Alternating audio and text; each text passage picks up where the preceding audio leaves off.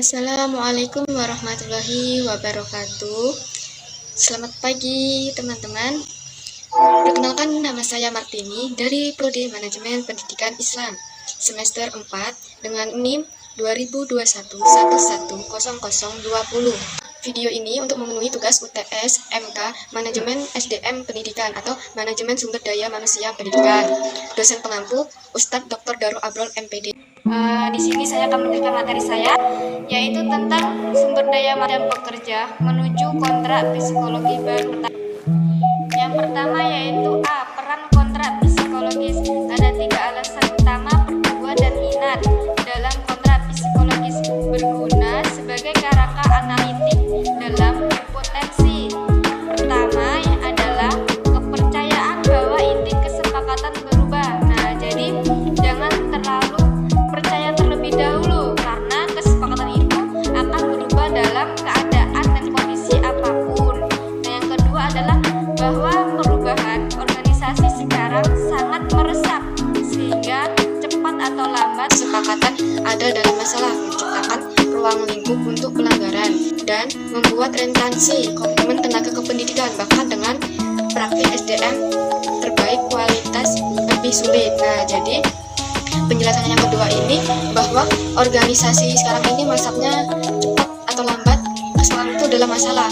Nah, dan membuat rentasi komitmen tenaga kependidikan itu dengan praktik SDM terbaik akan lebih sulit untuk didapatkan, karena yaitu tadi ruang lingkupnya itu berpelanggaran dan rentasi komitmen tenaga kependidikan dan tenaga praktik SDM yang terbaik.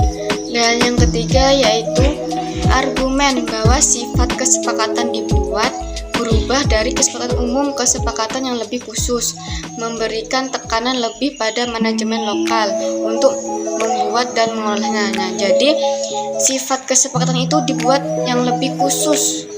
Artinya yang lebih khusus itu cuma orang-orang yang tertentu yang bisa menyepakati kesepakatan tersebut, dan memberikan tekanannya itu manajemen lokal untuk membuat dan mengelolanya.